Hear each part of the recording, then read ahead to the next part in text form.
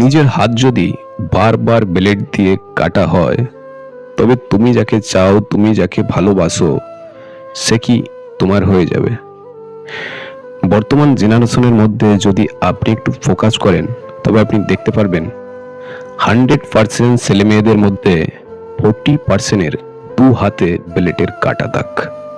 আপনি এটা দেখবেনই যে হয়তো কারো না কারোর জন্য সে হাত কেটেছে ব্লেড দিয়ে, প্রচণ্ডভাবে নিজের হাতকে আহত করেছে, কেননা সে যাকে ভালোবাসে তাকে বলতে পারছে না, হয়তো রাগে ক্ষোভে বা ভালোবাসে, যাই হোক।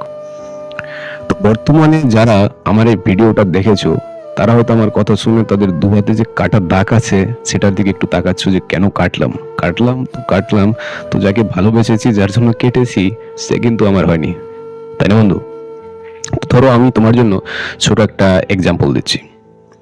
ধরো বলিউডের অ্যাক্টরস মাধুরী দীক্ষিত, তাকে আমি প্রচন্ড ভালোবাসি। মানে আমার ঘরের সব জায়গাতে তার ছবি আঁকা, আমি তাকে নিয়ে সবসময় ভাবি। যখন আমি বাথরুমে যাই তখন ভাবি, যখন আমি কলেজে যাই তখন ভাবি, যখন ঘরে বসে থাকি একা একা তাকে নিয়ে আমি ভাবি। বাদ বাকি টাইম তার সিনেমা আমি দেখি। এখন ধরো তাকে ভালোবাসি, তার জন্য একটা ধারালো ব্লেড নিয়ে যদি আমার দু হাত বারবার করে রক্তাক্ত করলাম, কাটলাম, তাতে কি পরের দিন সকালে মাধুরী দীক্ষিত তার দামি গাড়িতে করে আমার বাড়িতে চলে আসবে, এসে বলবে যে সজীব তোমাকে আমি ভালোবাসি, তোমাকে না পেলে আমি মরে যাবো? বন্ধু, হবে এটা?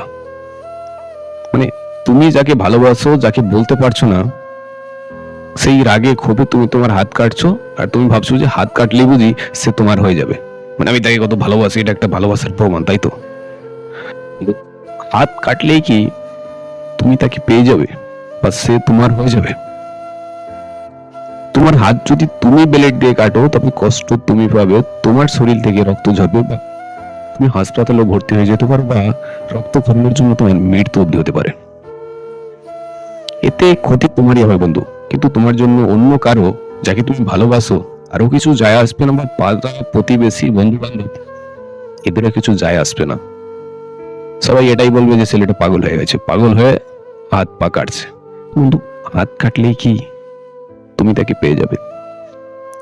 বন্ধু, তুমি যার জন্য হাত কাটছো, যাকে ভালোবাসছো, তাকে তুমি ডাইরেক্টলি বলে দাও যে হ্যাঁ তোমাকে আমার ভালো লাগে। না বলে চুপি চুপি ভালোবাসা, তার জন্য হাত কাটা একদমই ঠিক নয়। তো বলার পরে যদি সে তোমাকে রিজেক্ট করে দেয় যে না তোমাকে আমার ভালো লাগে না, তোমাকে আমি ভালোবাসি না, তো ঠিক আছে, পেজ ওখানেই ক্লোজ করে দাও। কেননা বন্ধু, ঈশ্বর তোমার জন্য আরো হয়তো ভালো কিছু রেখেছে, ভালো কিছু বেটার অপশন রেখেছে।